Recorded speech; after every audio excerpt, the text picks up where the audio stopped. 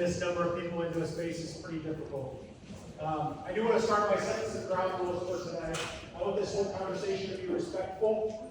I know people are passionate on both sides of this. I think I've heard from most of you. A few of the emails I've gotten would be embarrassing if they were on the news, right? So just be very conscious of that. I want the tone to be very respectful. I want all comments and questions directed at myself or Representative Heine for that matter. So please don't get the back and forth with each other. We're trying to keep this moving as quick as possible.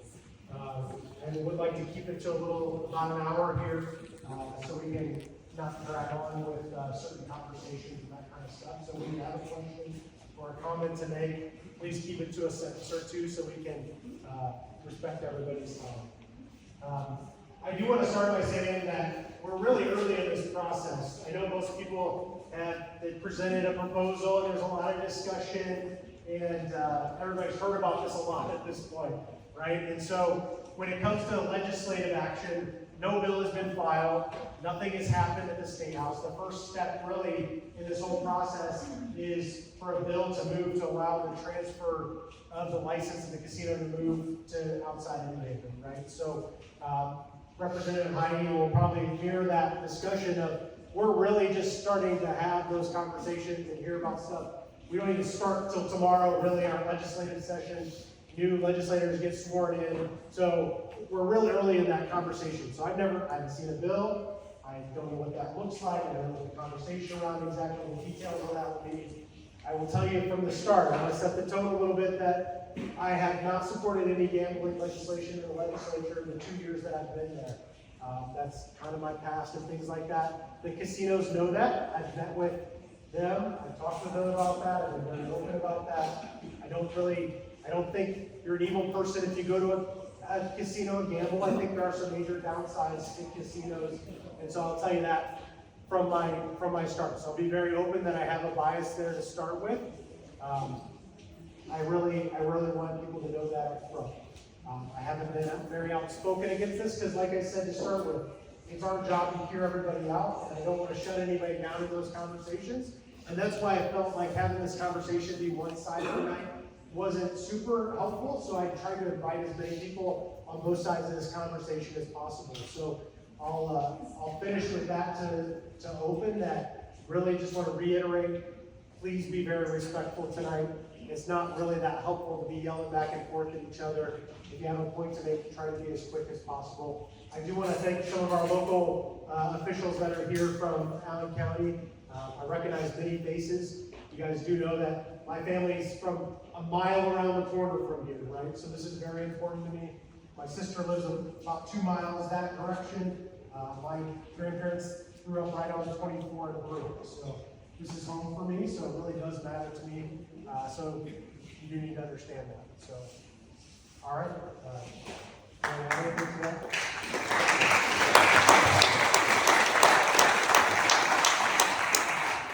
We want to hear from you, but the only thing I'll add to that, Senator, is if you want to see a barn, you should have came to where I grew up. That was a barn. This is a Taj Mahal. So let's hear from everybody here. So the format for this, Tyler, raise your hand. So there'll be one microphone to go around. Please don't take the microphone from him. I'd like to keep it in his hand so we keep things moving. If you're holding onto it, you tend to talk 4 times longer. The senators are only allowed to talk that long. So try to keep it brief. Who wants to kick us off? Let's start right here. My biggest complaint is I live on Adams Center Road and they put the Google plan in. I didn't have phone or internet for 2 months because of that. We all voted that down and nobody did anything but let them in. And now I live out in the country, but we have 50 dump trucks going by every half hour. The casino, you go to a casino in Michigan, and there's more Indiana plates there than there are Michigan plates. I've gone to casinos for 40 years in my life, never had a problem at any one of them.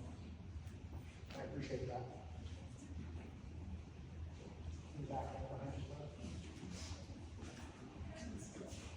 I'm 469 Cycle Shop. Some of you might know me, some don't. I respect everybody's opinion. I really do. But I'm pro My question to you is, do you feel like people should have the right to stay in the neighborhood? I mean, we're in a barn.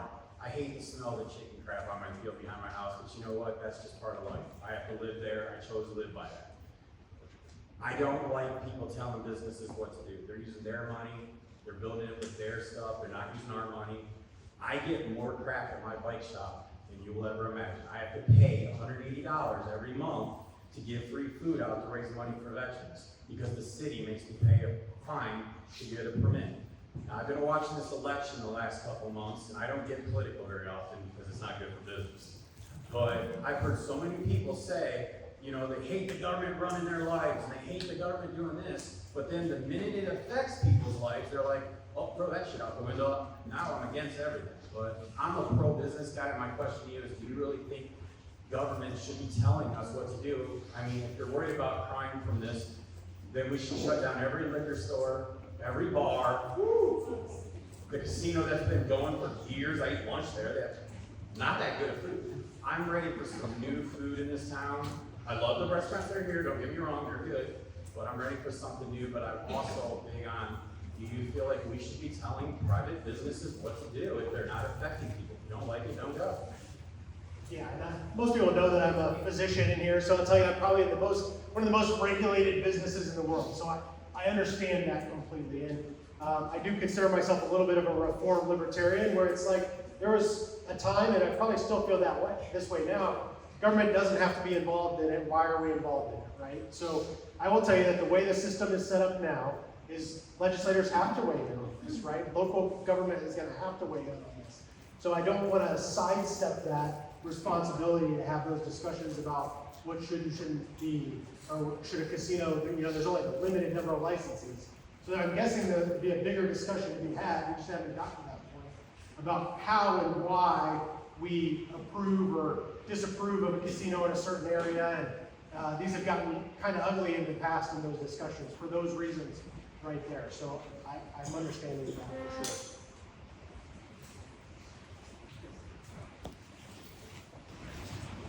Thank you for the opportunity. I've got a lot of topics I won't drag all through on this. I'll do it quickly. Concerns are it can lead people to go against the commandments. I don't think it's a good deal. We've got a situation where someone's coming in promising lots of money, promising a lot of tax revenue. For that tax revenue to occur, they have to have profit dollars. If they've got to generate $500–600 million in profit out of our community to generate $80 million in tax revenue, where is that money coming from? It's coming out of our pockets, and people can't afford to do it. It's a bad idea, and we shouldn't do it.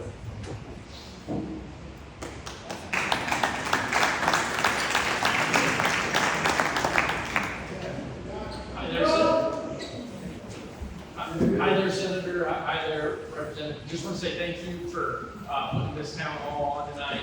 My name is Graham Rimberger. Our family has property right next to the photo site that's going to impact us greatly. It's awesome to see you guys actually hosting an event for everybody to come to. It's not behind closed doors, not happening, just what's happened so far. And so just want to say thank you on the onset for having something like this. And my question is they showed us this one-dimensional study of tax revenue, but every single study that I've seen is showing every dollar that you gain from that, you're losing $3 out the door. And how do you do that? Well, we have like a $750 million nonprofit sector up here in the Northeast region. This right here is going to eat, they're projecting close to $200 million. That's coming out of somewhere, and it comes out of the disposable incomes, and that comes out of church coffers, that comes out of donations to nonprofits, that comes out of, you know, funds as well. And you can have smoking. So if you have smoking in there, all of a sudden, anything the state's gaining, it's going out the door. This is all going into a Medicaid fund. They also said they're going to provide jobs, but it's 2,000 jobs that are all going to be stolen from other sectors, like other restaurant industries. And so this is all just economic cannibalization. It's only going to increase bankruptcies. It's going to add to welfare costs on our system. It's going to strain it immensely. To me, this is just poor stewardship, and I guess what is you as leaders, what are you going to do to help stop this, I guess?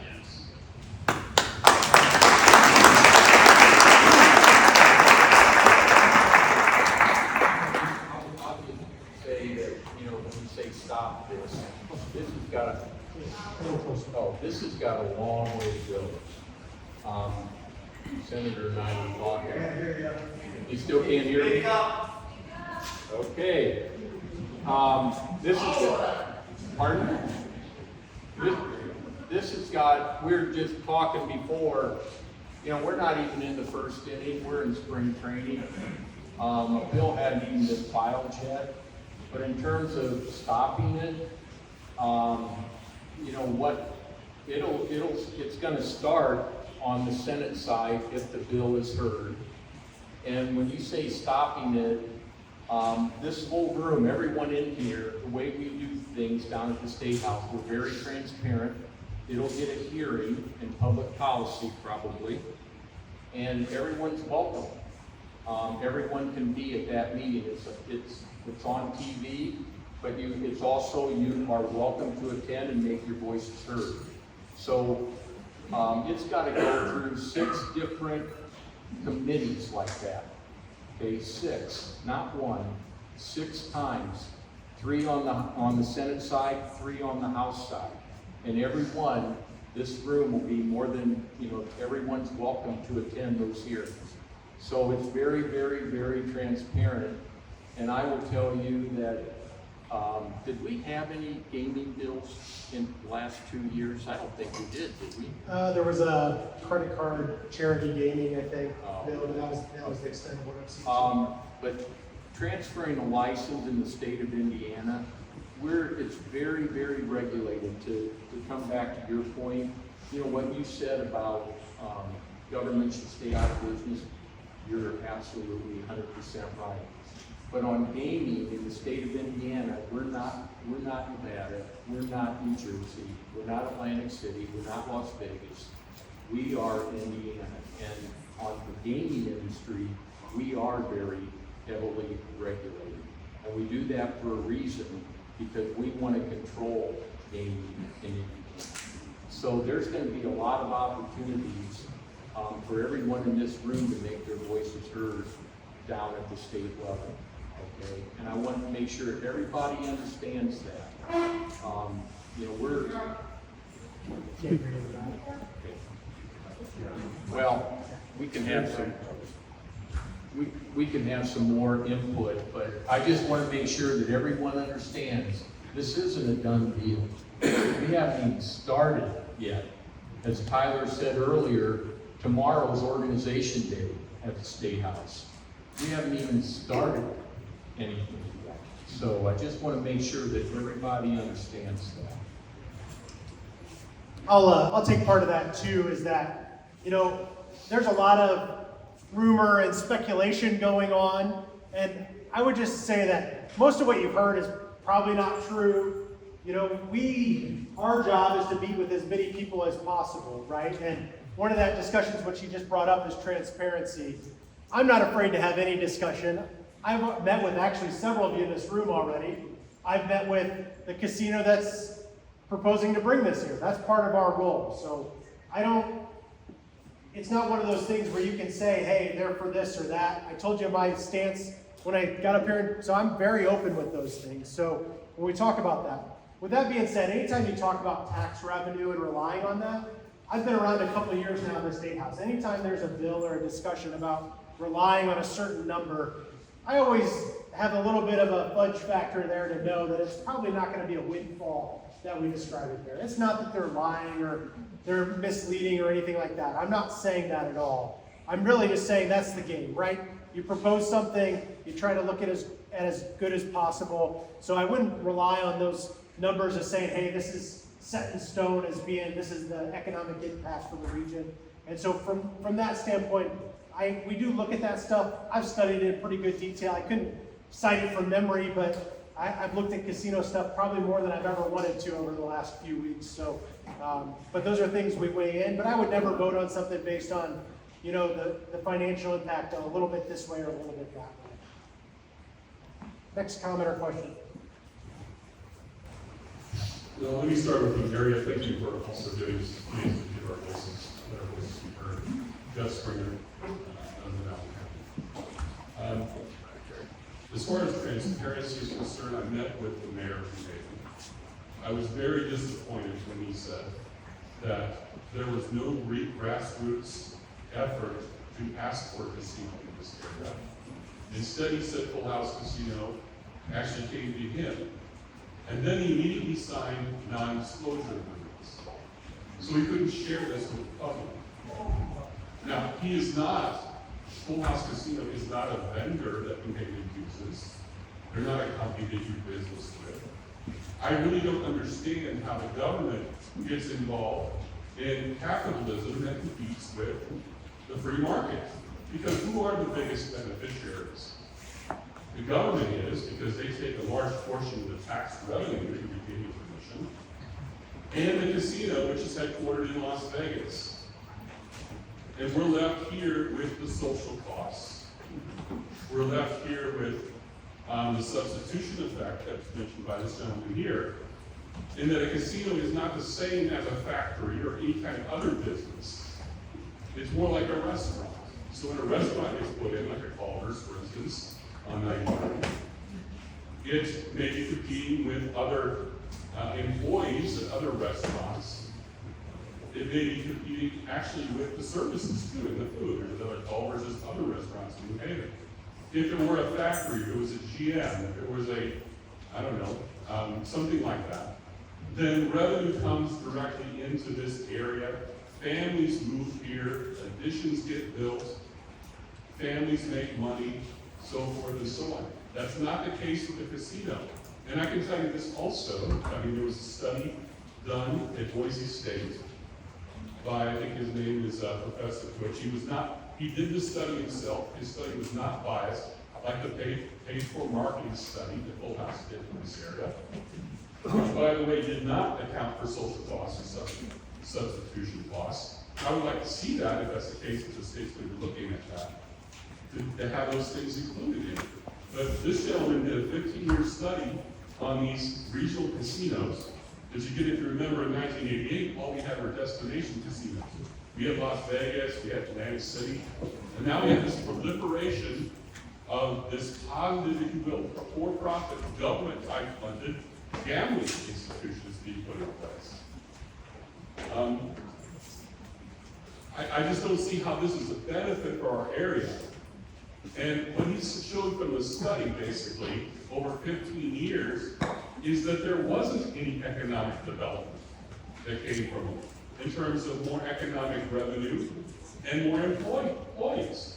Now look at Rising Sun, for instance. This is where Full House is. I looked at the demographics. They haven't grown in population. In fact, they're going into negative growth in terms of population. Full Houses, they blame, for instance, that 2 casinos were put in on the river on the Ohio side. Did they improve their casino and make it attractive to be competitive? They didn't. They didn't do that. So I want to see how you respond to that. I also want to understand how it is in the state constitution now, our politicians are going out finding business instead of doing the business of government.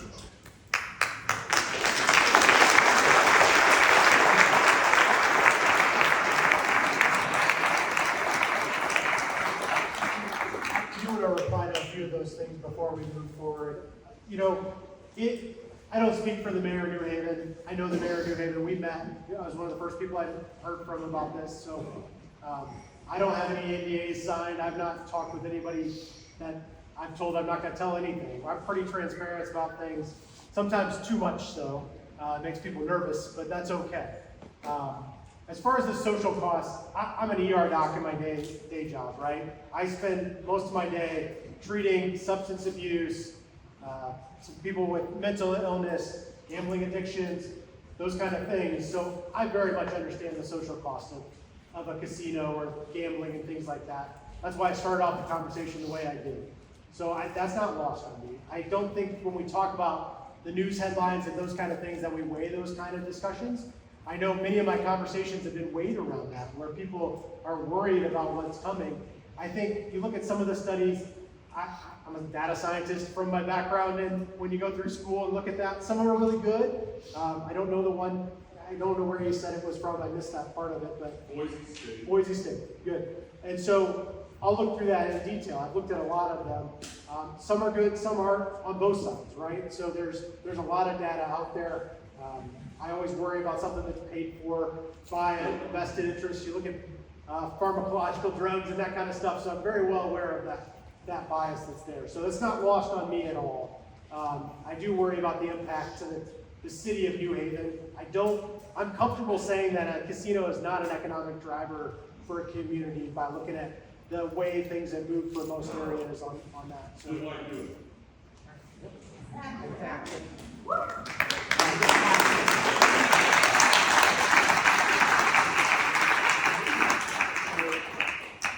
New Haven doesn't determine whether or not a casino would come to the state legislature does, okay?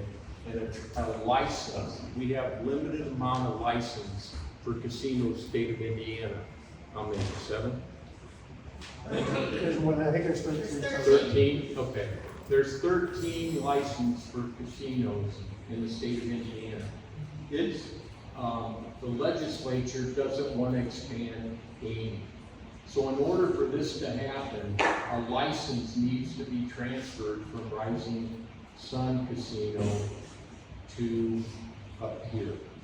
That needs to be done by the state legislature, not by the city of New Haven. What you said, did you say that the city of New Haven can do that? Is that what you were implying? No, I was not implying that. What were you? My implication is that yes, it is a state's decision and the state benefits from it, not the local. So you don't have to extend that license because maybe that's what you're trying to make. You mean Is that to you take don't that have license to up extend here? Yes. Yeah, you're 100% correct. Right. And that's what, over the next 4 or 5 months, well, when we start in January, that's what the discussion will be from January through, we get done April 29th. So that's when that discussion will be held at the state level, not by the city of New Haven, but at the state level. All right, next, right up here. Hi, my name is Tom. I live on Old 24. Down the microphone, please. Hi, my name is Tom. I live on Old 24, just about a mile away from here, mile and a half. I would be against anything that hastens the aspect of us rural areas being brought into the city. I'm against that. I moved out of the city of Fort Wayne some 15 years ago to get away from the entrapment of all the legislation and every other thing to move to someplace rural. And I'd love to be out here in rural Allen County.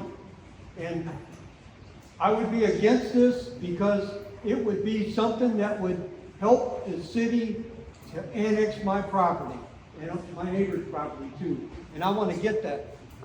I want to get the foot off my neck of a government that we cannot. We're not in control of. And that's why I voted for Trump. Thank you very much.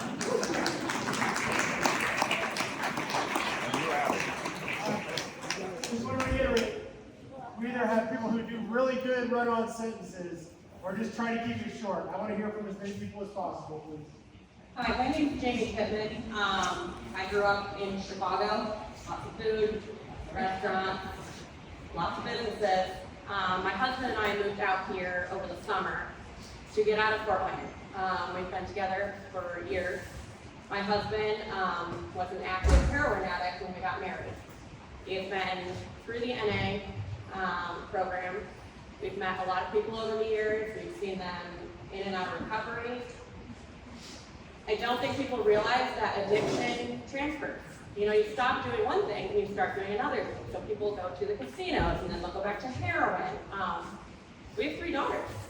That is a concern for us. We also worked at a pawn shop for a while outside of Columbus. And once a year we would have to go to continuing education with the other pawn shops. We would meet the other pawn brokers. And I met one from one of the shops right across from the casino outside of Columbus. And when I asked him about his shop, he was like, oh yeah, we get a lot of stuff, everyone, you know, stealing shit to unload real quick so that they can have some extra gambling money. That is our future. I don't know why people aren't thinking about that. And it's not just ours. I mean, people would be coming from like 40 minutes away, thinking that it won't go into the pawn systems, not realizing that it's tracked statewide through the police systems. So people in Auburn will have their stuff taken. People in Columbia City will have their stuff taken, brought over to Lev's, so that they can come and gamble and feed their addictions. So I know you say it's not a done deal, but through the grapevine, 90% of that land has been bought. So how is that not a done deal? And what are you guys doing to protect our valuables and our children?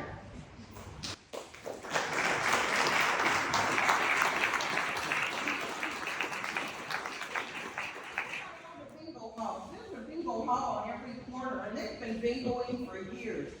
What's the difference? If you've got an addiction, you're gonna find a bingo hall that's not. Why feed it? So hey, stop for 1 second. I don't want the back and forth, okay? Everything's directed towards us, please. Okay, thank you. Right back here in the back. Oh, yeah. Going right here. Right. How likely is this going to happen? The question was, how likely is this gonna happen? I can't tell you right now. Like Representative Heine and I have said, we're literally starting this conversation from a legislative standpoint. I can't speak for my 49 other senators in this discussion. I've had some introductory conversations about it. It's a bad idea to really talk heavily about legislation before work day, which is tomorrow, right? So we talk about things in our silos and that kind of stuff. There's a process to a lot of this. The folks that know each other really well. Everybody's got their ideas they're developing and that kind of stuff. So there's 1,000 other ideas out there right now being worked on. So really the conversation starts right now. So you right now said that there's 13 licenses in the state and it's regulated. Why is the regulation done at that level, keep it at that level? And is most of these casinos moving to these areas, they have no harm clauses. How does that affect other communities? And that is that why the regulation is there to not have more gaming in the state? That's, so you talked about hold harmless clauses. Those are things that the state of Indiana, some of the regulations that we put on. So like on a casino in Anderson, let's just say. The same thing that the proposal is for New Haven. There's certain dollars dedicated to addiction, and I don't even know what they're all dedicated to, but there's certain dollars dedicated to take care of any problems that would arise from what a casino, you talk about addiction, gambling, that type of thing. So that's why this industry is so heavily regulated by a state. It's just, like I said, you don't want to be lost states. We're Indiana. And then I'll just say another thing. And I think I have this right. And, if my remembrance is bad, but in the first 3 months of the year, the state of Indiana, we took in $4 billion in revenue. Okay, $4 billion. Gaming was $78 million. Okay, so I don't want to say insignificant, but it's very small to the whole revenue of Indiana. That's it. I am Jenny Gilly. I will be a half mile from the new proposed location. My question is, Fort Wayne had brought possibility of casino and it was turned down. What does that impact New Haven and for it being turned down? We turned it down about in 2006 or 2008. They turned it down for the riverfront project, so does that impact your guys' decision or the decision of what would be New Haven? Well, I'll just tell you, I'm in the House of Representatives. If that happened in 2006, there's probably only a handful of people that are in the State House today that were in the State House back then. So I'm not sure if that has. But it's Allen County. Yeah. And I don't think, I looked back on some of that and talked to a few people, I don't think it ever really went to the lengths that it's gone now. So I don't think there was ever a discussion at the State House about any proposed move or anything like that. So there's different discussion really in my understanding. I was still in college then, so a long time before I died, but he's right, there's not a lot of people that were around for those discussions that are still there. Hi, Beth Wood from Allen County Lifetime. Couple questions. One, I appreciate you coming out here. I think the turnout, I don't know if anybody else didn't expect all the cars down the road. It's been great. I think everybody, we all have the right to, to stand up for what we believe in. So whether you're for it or against it, but we're obviously a very reactive group. So way back when it first started and people were like, they bought the property, and they hadn't bought the property. And so, you talked about those next steps. Whether you're for it or against it, what are those steps that we should take to express that so that we're doing something rather than just, the side conversations always take place. But as Indiana residents, as Allen County residents, what are those steps for us to take to be involved? Yeah, no, I really appreciate that. And I'm not going to tell anybody what to do. I'll tell you what the process going forward really looks like. We file bills early, mid-December. They're due to be filed. They slowly get released publicly over the next few weeks. The bill filing deadline is early January when session starts. So we'll know all the bills that are filed by then. I expect them to be filed. I really do. That'll be the first time you really have a lot of public comment on what we know is going to happen. The whole harmless clause, all the other stuff that's going to be in there, exactly what's proposed. It'll be very detailed in that because it'll have to be. You'll start to see movement when it gets scheduled for a hearing in a committee. That's the next step, right? So it gets assigned to a committee, and that's really the first option for an opportunity for public comment. That would be the first time, if you're for or against this, to come visit us at the State House. We welcome that. I regularly have those discussions, and that'll be very public knowledge. And so the heads up on the date wise when that comes up, is that You'll know. pretty? You'll okay. know. Trust me, you'll know. But just to go a little bit further, so then it'll go to public policy. That's been the tradition. Then after public policy, it'll have to go to appropriations. And appropriations, the tax side of it. And that's where they'll talk about the revenue. And then it has to pass there. Then it goes to the Senate, to the entire chamber, and they'll talk about it. And at all this time, you'll be able to make your voice heard, whether you're for it or against it. Then if it passes there, then it comes over to the House. Now on the House side, it'll go to public policy again. Speaker of the House has the opportunity not to send it anywhere. And that's what we call kill the bill, okay? But then it will go to public policy. It'll be heard same way it was heard on the Senate side, and you'll have every opportunity to make your voice heard. And then from there, it comes to Ways and Means Committee, and same thing. Then it goes to the House General Assembly, and you'll have the same opportunity when it's in front of all the House. And then from there, there'll be differences in the bill. It won't line up because there's always people that think they, can add something to it or what have you. So there'll be something different. And then at that point in time, the authors of the bill, they meet in what's called a conference committee, and they work that out. And then again, after that, I'm not going to be the author of the bill, obviously, but at that point in time, we have to vote on it again, both the House and the Senate. So basically, there's 8 times this has to pass. 8. And other than the conference committee, that's on April 29th, okay? But there's 8 times where your voice can be heard. And I don't know how much more transparent we can be. I heard somebody say we're not that's about as transparent as you can get. And then after it's voted through at that point, then the governor has to sign it. So that's how it would work. Between now and then, your best opportunity is to reach out to your legislator. I've heard from many of you.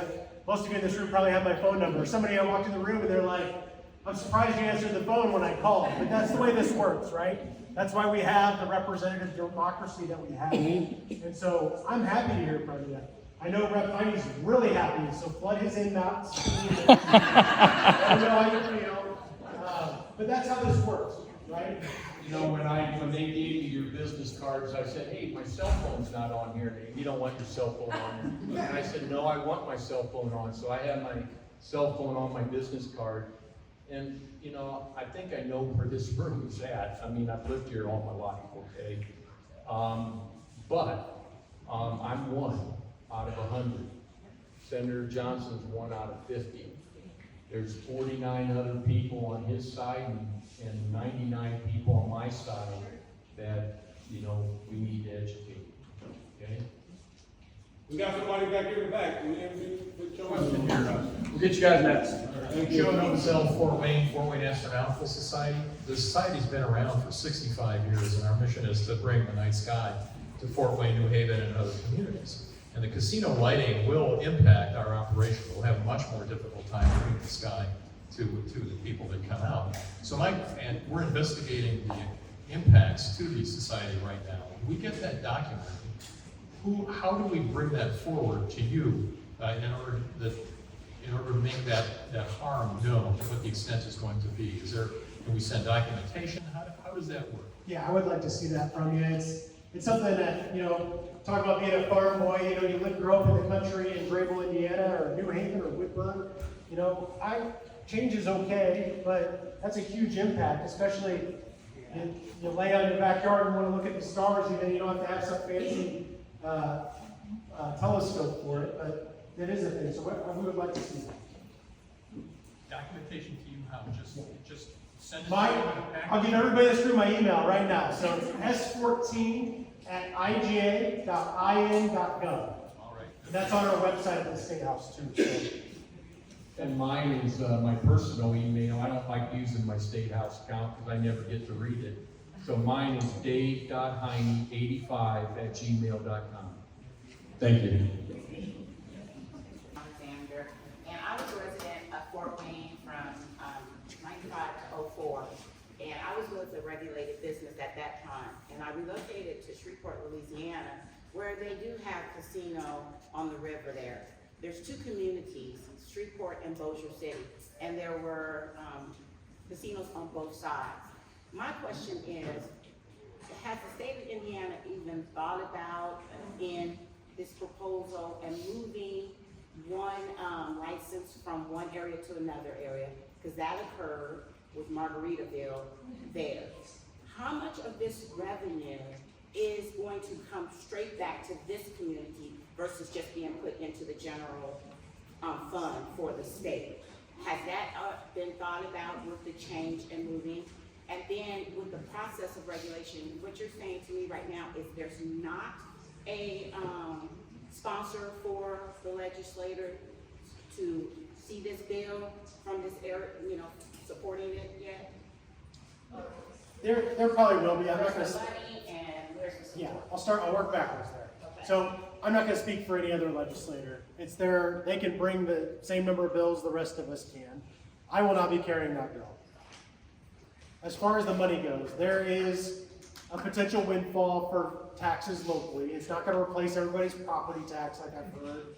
We're not going to have streets paved in gold from it. It's not going to work that way. So I've heard of all spectrums of where that's going to fall. Will it be a tax windfall for the area? You're going to have some good taxes come into this area. Now, what I've heard is everybody has their hand out wanting a piece of that and asking for us to stack that in certain ways. That's the discussion that's really happening now and where those tax dollars go and what happens to them.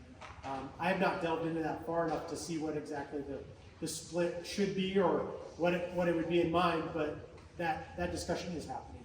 Okay. Do you live in the area now? I currently reside in the Wayndale community, so it's away from here. But my Well, welcome back to Indiana. Thank you. My interest is more in the types of jobs that the casino could potentially bring. So I'm asking the gentleman to give you guys my business cards because I'm in the massage profession. And I will be reaching out to you in reference to something else. All right, sounds good. Appreciate that. there's one other thing that I forgot to mention in this whole procedure. Along this way, there's always amendments to the bill. So what we're talking about, what maybe you saw in the newspaper, to what's gonna happen at the end, it could be night and day. So to talk about something now, I haven't seen the bill. I mean, we haven't seen anything yet, so, long way to go. Right here in the middle. My name is Alice Adams, and I'm a New Haven resident. And I'm not born in New Haven, but I've lived there for 40 years. I've seen a lot of slow and beautiful progress. This may sound like a great big modernizing bold thing. What I see, I appreciate this town hall, in fact, new contracts, and the fact that we talk about this transparency. But what I see is something that we can never say it's a small part of this budget. It's a benefit to the state.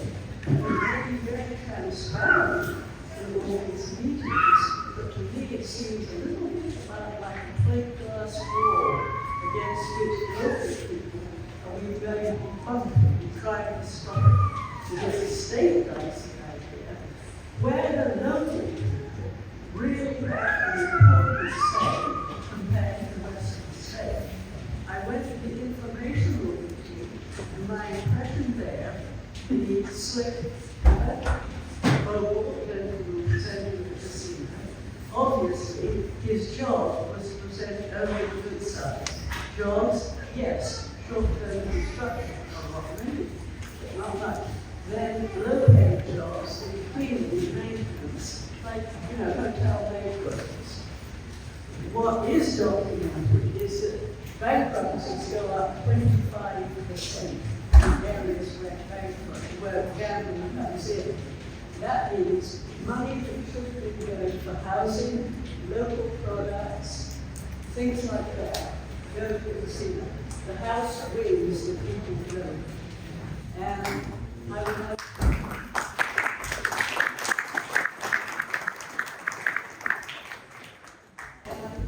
what I would like to know is you talk about all these meetings down in Indianapolis. Most of these people, I'm retired, I'm 85, but most of these people are working. Can they go to all these meetings? No. So where you get emails, it's always more impressive when those people turn up to people. Are emails and letters as carefully looked at? For instance, I got a written ticket. Where could I leave it here? Who could I leave it? So how do people go really make their voices heard? I'll take it from you right now if you have it.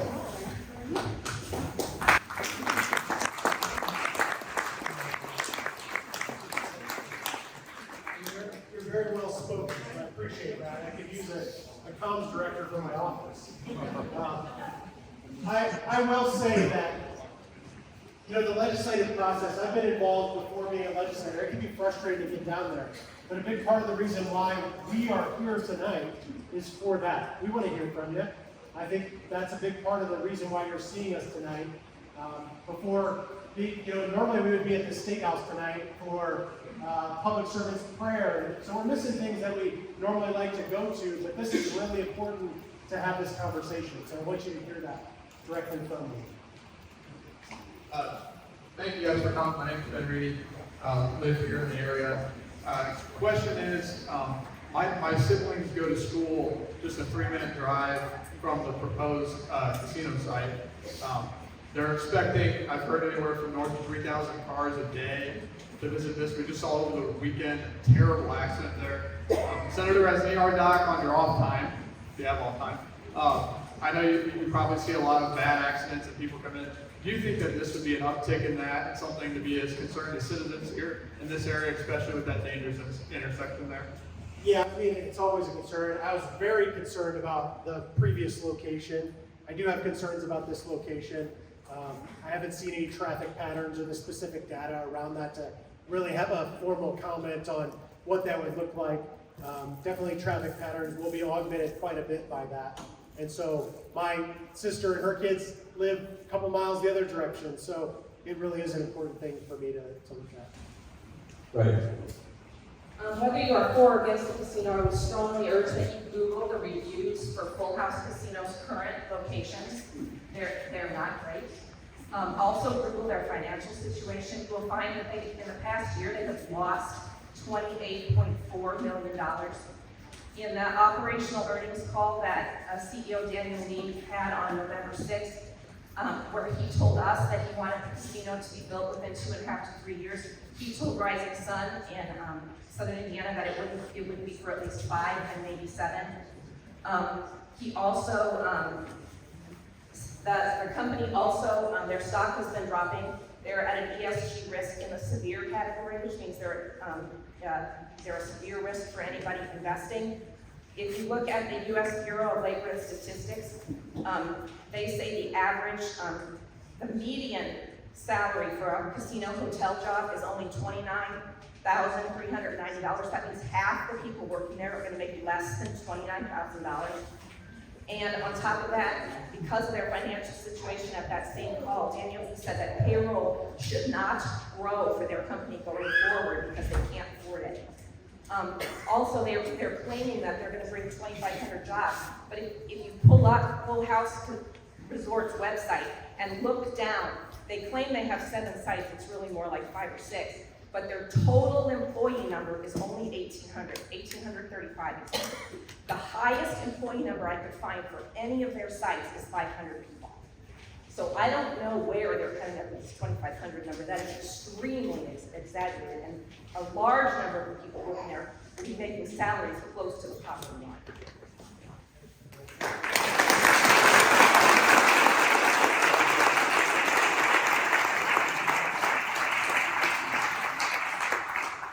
Thank you again for being here tonight. When you guys talk about the legislative process, it seems like even if we really had your ear and your support, we've got, like you said, 99 more legislatures and 49 more senators. What's going to motivate them to listen to people in our area?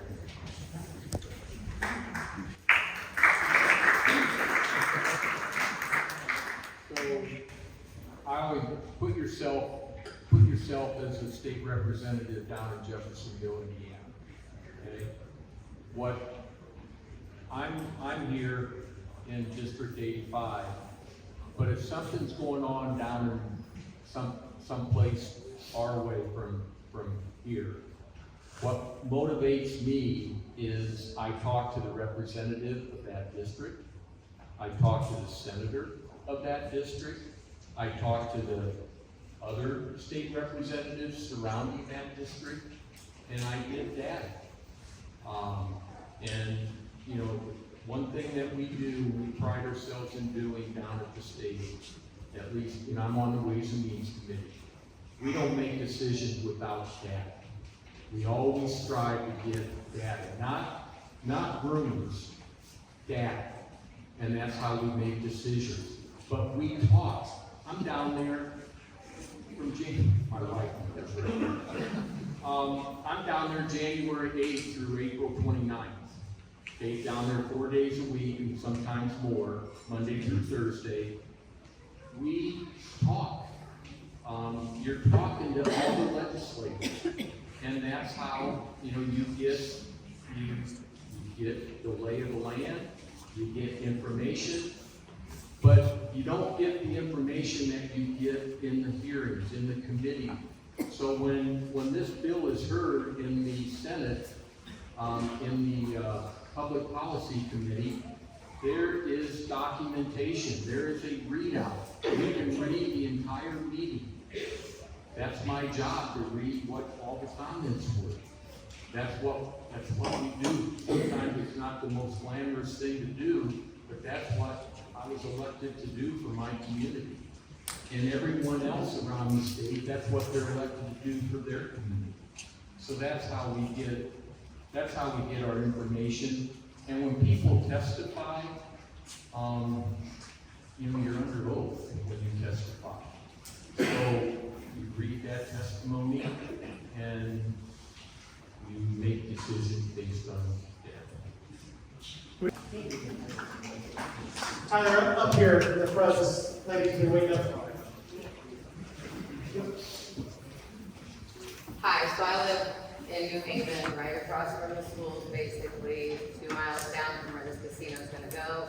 I grew up in bigger cities, but I'm from the same street I live on, okay? My kids go to both schools. Their schools have doubled in sizes over the last 2 years in class counts almost, in like general averages, not like by class, but general averages. We don't have any type of childcare. We don't have any type of addiction resources in New Haven. We have nothing to support a casino of this size in New Haven. We don't even have sidewalks to our schools. On the highway, they want to put the casino in a mile from the school, okay? What are you guys gonna do to make sure that those kids are safe getting to and from school and that their parents have resources to then go home and treat their addictions after they go to the casino on top of our like 14 bars that we already have?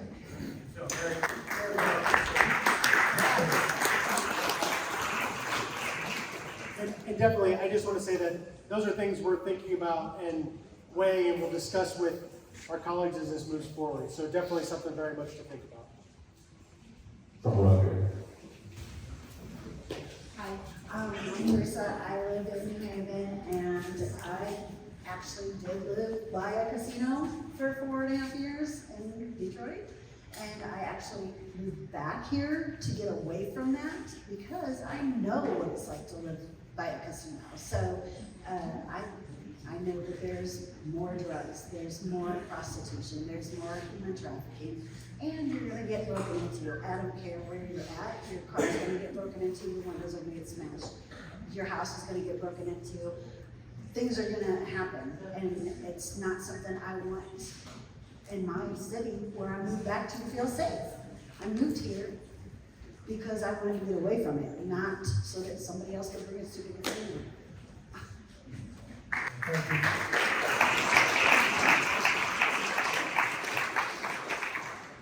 like to speak to the topic of addictions, and I would like to say, like this one lady over here said, I hear you. My husband, can you hear me now?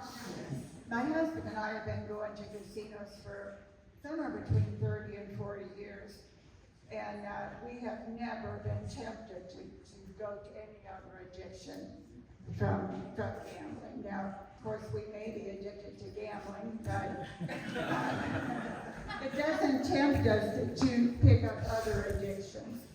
And we have to leave this area to go further north, you know, to go to the casinos. It would really be nice if there was one close by where we wouldn't have to travel a couple hours. Thank you.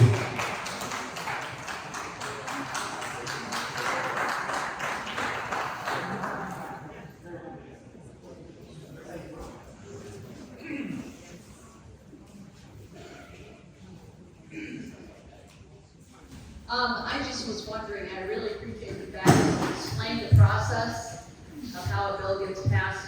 How do we find out those dates? How do we find out where it is in committee or, you know, those steps? Where do we find that out? I would assume there's some open site for that. Right. Oh, there is a iga.in.gov lists every hearing. It's a little hard to track sometimes. So when you know that there's a bill there, you can actually flag the bill when it gets filed to watch updates to it.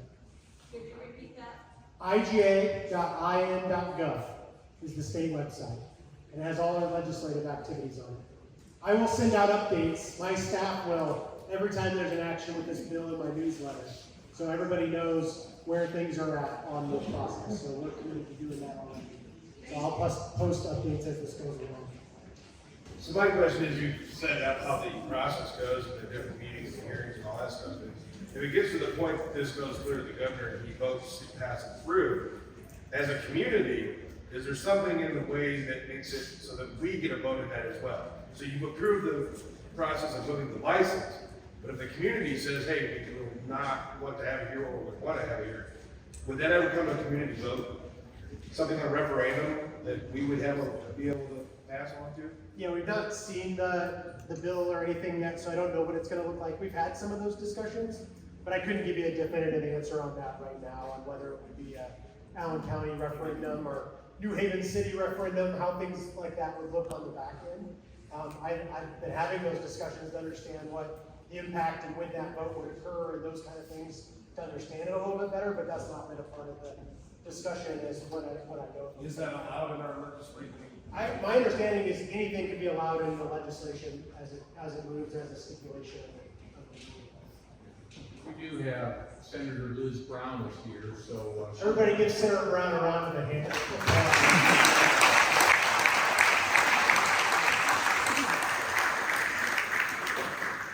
Thank you all for coming. This is really impressive. I just was getting a little frustrated.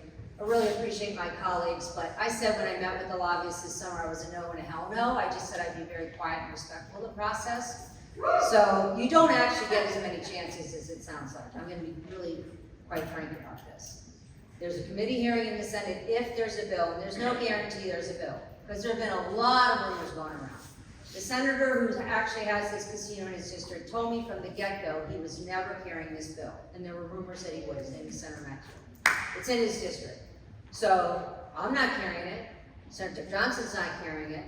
And so the people whose community, because my district's just north of this, the people, the legislators who represent you, who would be immediately impacted by this casino are not for it.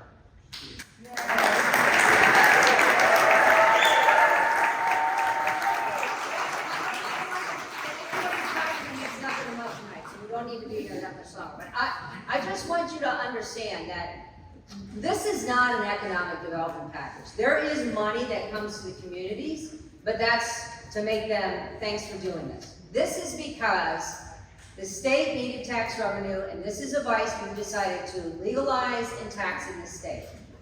And this particular casino is sandwiched between two others, and now Illinois, or rather Ohio and Kentucky, have gambling. And so they have competition.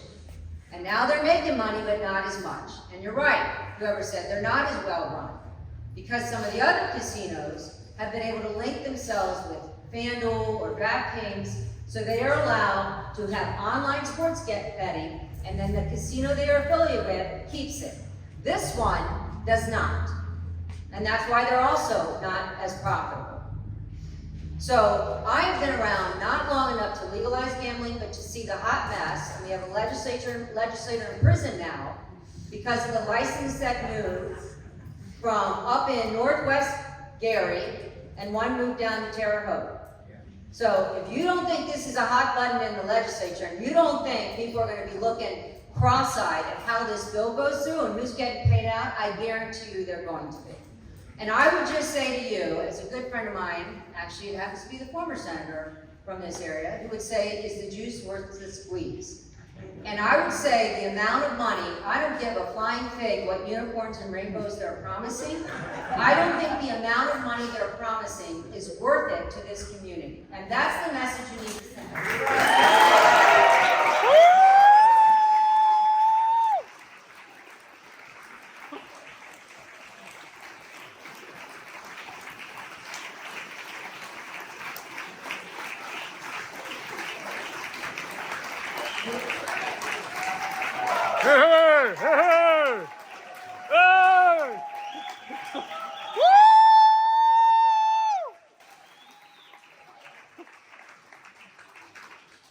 I got a couple more people I'd like to hear from, and then we're going to wrap up because I said an hour and we're already past that. We started a little bit late.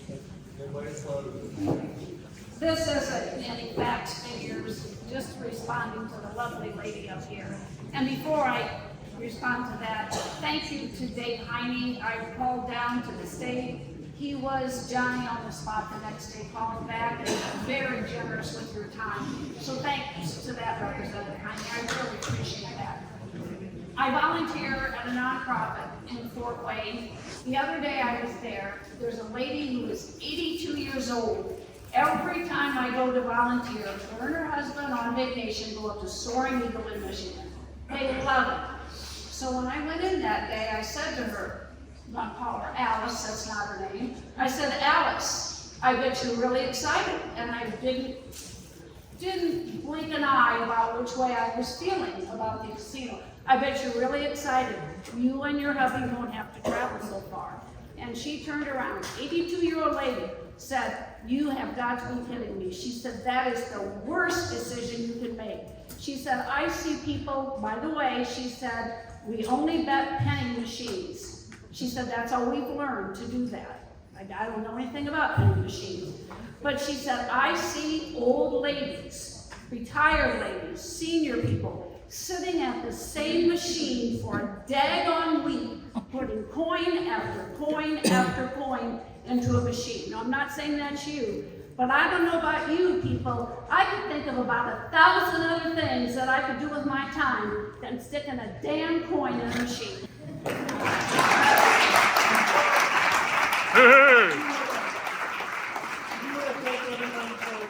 Time tonight and everybody for being cordial. We're going to cut it off there. So I know there's a few more people that want to speak or talk. I will stick around for a little bit of time here to make sure I talk to people that want to hear from us directly. I thank you for your comments. Representative Heine, we'll look forward to hearing from you. Be very orderly and careful getting out of here, please.